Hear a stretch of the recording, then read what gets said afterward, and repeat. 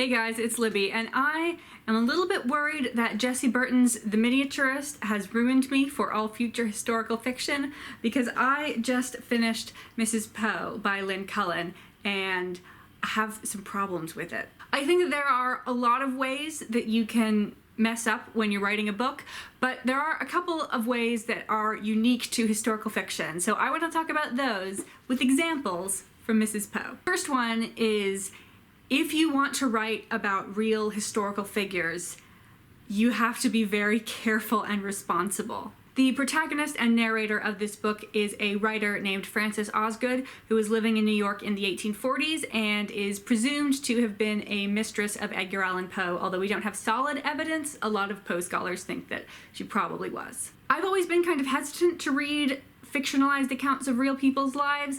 I thought I could maybe take a risk with this one because A, I don't know that much about Frances Osgood. I'd never heard about her until I saw this book, and I don't know why this is, but it feels less weird to me to read about people that I know less about. If Edgar Allan Poe had been the main character of this book, I definitely never would have picked it up. I also thought there was a decent chance that Poe wouldn't actually be in it that much, and Edgar Allan Poe is also kind of like a weird dude, so he feels kind of almost already like a fictional character.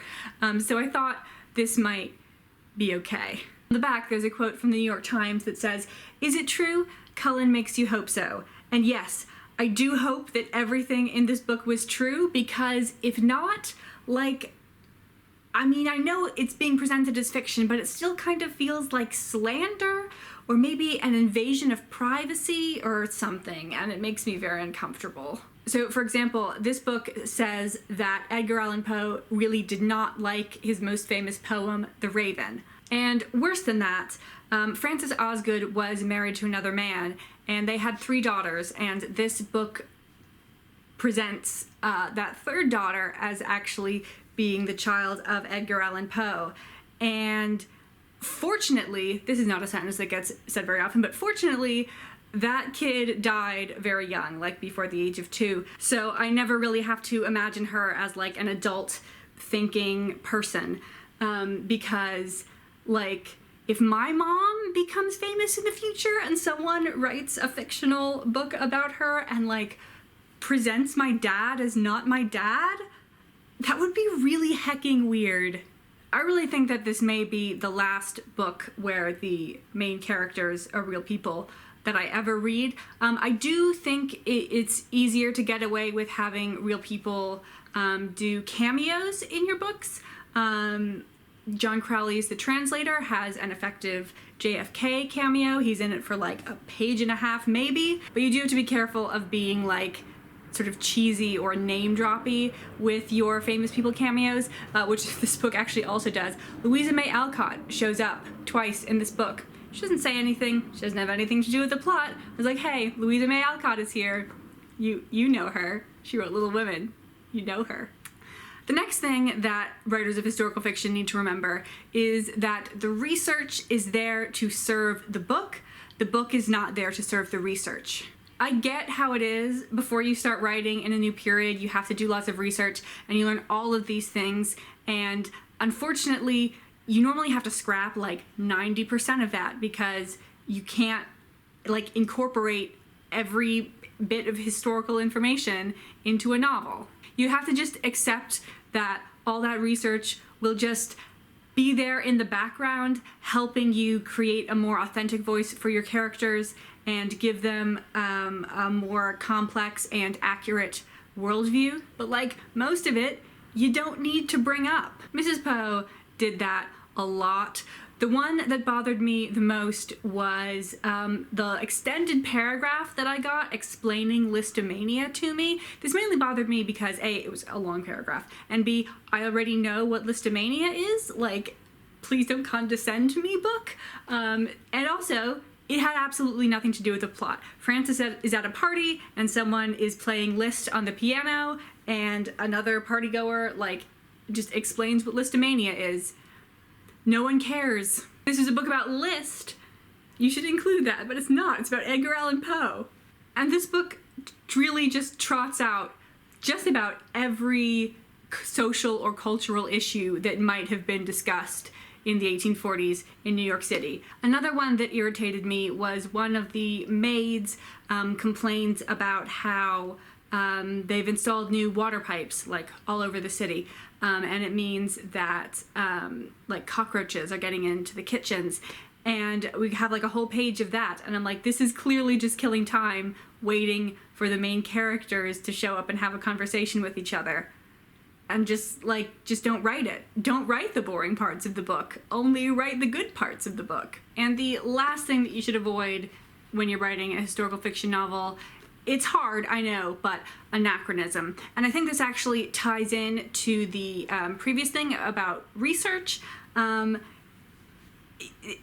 Poe, it really felt like the research that was done was on like specific events and things that the characters could talk about, and not on like how did people think and how did people talk, which can do a lot more to creating a realistic and historically accurate atmosphere than just listing things that people might have talked about or were relevant to the time. Phrases like "no kidding" showed up in this book, as well as people dropping the subject of a sentence in slightly informal speech.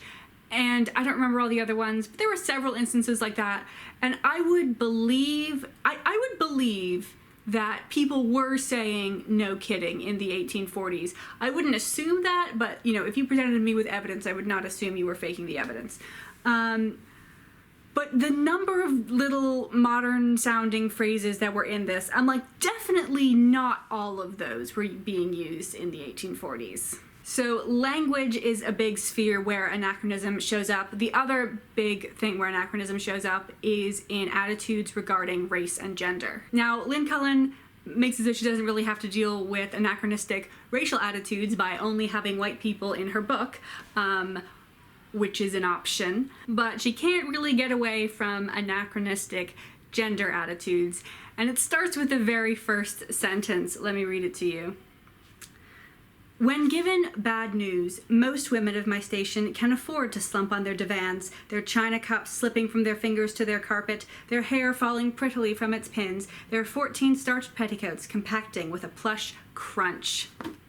I read that sentence and I was like, yikes, we are in for a ride. So first off, that sentence is a stereotype, presenting like the typical woman as like fainting, pathetic, useless, overly dramatic. Like, ignoring the historical fiction and anachronism element, it's not a very attractive sentiment to be beginning your book with.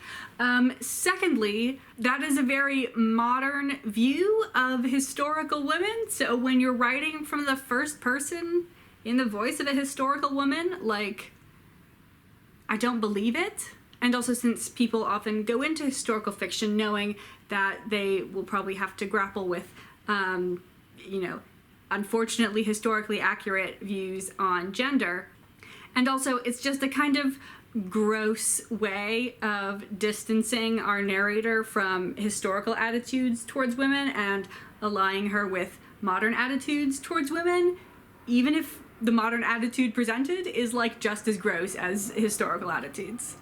So I think I'm all done here. I know I didn't talk that much about the actual story of Mrs. Poe. I'm going to talk about it more in a wrap-up, but for this video I just wanted to focus on the insights that it gave me on how not to write historical fiction.